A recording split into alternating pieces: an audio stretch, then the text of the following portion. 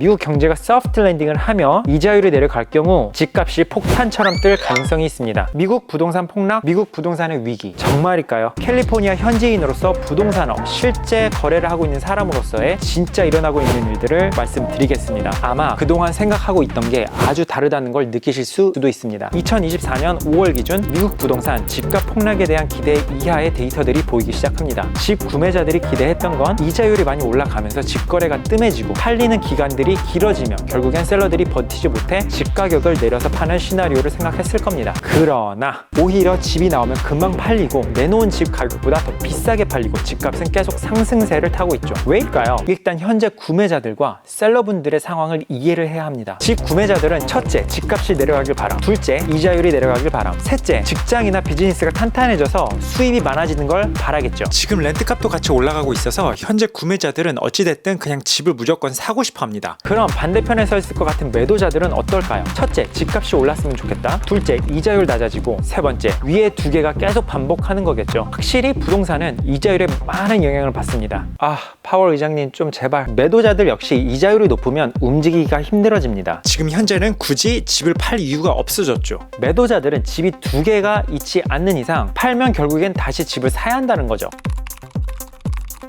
첫째, 집을 더 큰 데로 이사 가고 싶은데 이자율이 예전보다 너무 높아서 매달 내는 돈이 심각하게 늘어나죠. 집값은 같이 올라가서 상관없지만 어찌됐든 매달 텍스가 부담이 됩니다. 인플레이션 때문에 매달 지출은 많아지고 그냥 지금 모든 게 귀찮아지고 부담이 커지죠. 둘째, 시니어분들은 집 사이즈를 줄이고 매도한 돈으로 투자용 집을 사서 노후 준비를 해야 하는데 이자율이 높아서 오히려 투자가 아닌 적자가 나는 상황이죠. 잘 생각해보니 집은 작아지고 투자하려는데 이자율이 높아서 마이너스 나는 이 상황이 너무 억울합니다. 셋째, 현재 받고 있는 이자율이 낮아서 아깝습니다. 코로나 때 받았던 3에서 4%가 7에서 8%로 바뀌는 게 너무 억울하죠. 잘 보시면 매도자여도 융자가 필요한 사람들의 움직임은 같이 묶일 수밖에 없는 상황이죠. 그런데 과감한 사람들은 이자율이 높을지언정 울며 겨자 먹기 식으로 일단 집은 사고 봅니다. 지금 현재 집 사는 사람들은 첫째, 다운페이를 많이 넣고 집을 사서 융자에 크게 영향받지 않는 사람들. 둘째, 캐시로 한 방에 사는 사람들. 셋째, 렌트값도 같이 오르다 보니 조그만 집이라도 일단 사고 보는 점. 그리고 집값이 계속 더 오를 거다라는 생각을 가진 분들입니다. 캐시로 집을 사는 사람들은 사실 금리가 높든 말든 좋은 집이 나오면 일단 픽업하는 상황입니다. 왜일까요? 좋은 집은 금방금방 나오지 않기 때문입니다. 집값이 단기간 잠시 내려가더라도 좋은 지역의 집은 핵폭탄이 떨어지지 않는 이상 계속 오를 것이고 이자율이 내려간 후 집을 사려면 고려해야 할 집 살 때의 경쟁으로 인한 스트레스와 원하는 집을 못 사는 그 실망감을 같이 하기 싫은 거죠. 심지어 미국 캘리포니아 부동산 협회에서는 2024년에 집값이 떨어지는 예상의 반대로 6.2%가 상승할 거라고 발표를 했었죠. 캘리포니아 오렌지 카운티 기준으로 2024년 3월부터 부동산은 봄, 여름이 가장 핫하기 때문에 이 반등은 올해 앞으로 겨울 전까지는 계속 지속해 올라갈 것 같다는 말씀을 드려야 할 것 같습니다. 분위기가 많이 다른 건 느낄 수 있습니다. 최근 집 거래를 5개를 하고 있는 중입니다. 요즘 확실히 피부로 느껴지고 있는 공통점이 있습니다. 실제로 거래를 성사하고 매수를 시행할 수 있었던 분들은 캐시로 집을 사거나 융자를 50% 미만으로 이자율을 크게 영향을 받지 않는 사람들이었죠. 현재로도 집 매수에 관한 많은 문의가 들어오고 있지만 융자가 필요하신 분들은 현재 7.5에서 8% 이자율 바탕으로 매달 페이먼트를 보시게 되면 생각을 접게 되는 상황이 많이 일어나고 있습니다. 예를 들어 예전 이자율 3%로 50만 불의 융자를 받았을 때 원금 플러스 이자율만 2,108불로 집을 살 수 있었다면 지금 이자율 7.5%로 50만 불의 융자를 받았을 때 원금 플러스 이자율만 3,500불 무려 60% 더 비싸게 집을 사게 되는 상황이 오죠. 이게 끝이 아니죠. 집값 떨어지길 바라는 사람들에게 좀 안 좋은 소식이죠. 첫째, 집의 인벤토리 수가 작다는 것. 둘째, 현재 집을 소유하고 있는 사람들은 에퀴리가 탄탄하다는 것. 셋째, 현재 집에 팔리는 속도가 음속보다 빠르다는 겁니다. 저기 오퍼 넣으려고 하는데요, 이미 팔렸습니다. 많은 집들이 마켓에 나오기 전에도 팔립니다. 넷째, 이자율이 재작년보다 2배가 되었는데도 집 사는 사람들이 넘쳐난다는 거죠. 당연히 지역마다 다르겠지만 한인분들이 잘 찾으시는 캘리포니아의 오렌지 카운티, 플러튼, 라미라다, 브레나파크, 얼바인 주위로 근래 집 사려고 오퍼 여러 군데를 넣어 보았지만 코로나 때와 다름없이 경쟁 안에 집이 팔리고 있고 학군이 좋은 지역은 0일 만에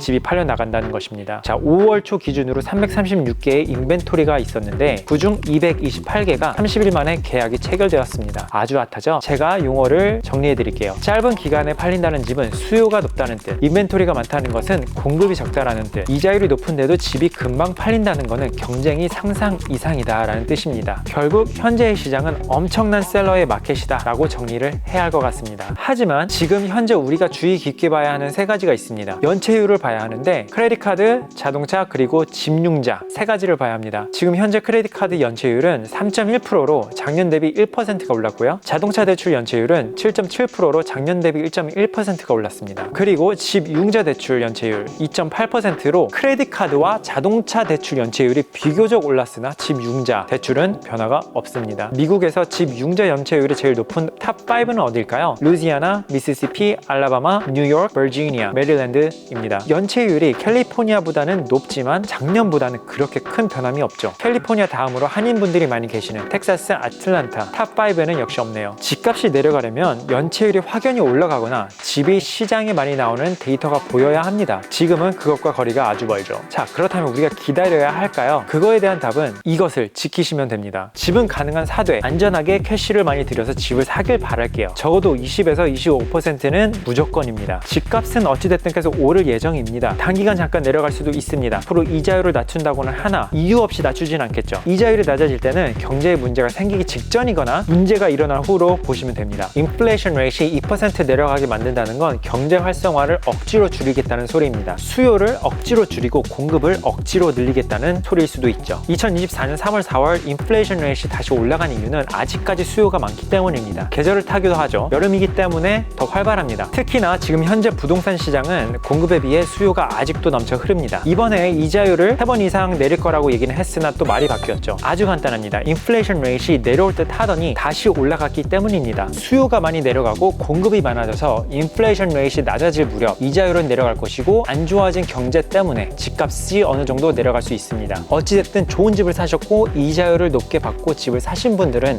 에퀴리의 체력으로 영향을 받지 않고 안전하게 자산을 지키며 그 후에 이자율을 리파이낸스 하시면 됩니다. 하지만 미국 경제가 소프트 랜딩을 하며 이자율이 내려갈 경우 집값이 폭탄처럼 뜰 가능성이 있습니다. 그래서 현재 캐시가 적당히 있으시고 정말 좋은 집을 찾으셨다. 그러면 집을 사시는 것도 나쁘지 않으시겠네요.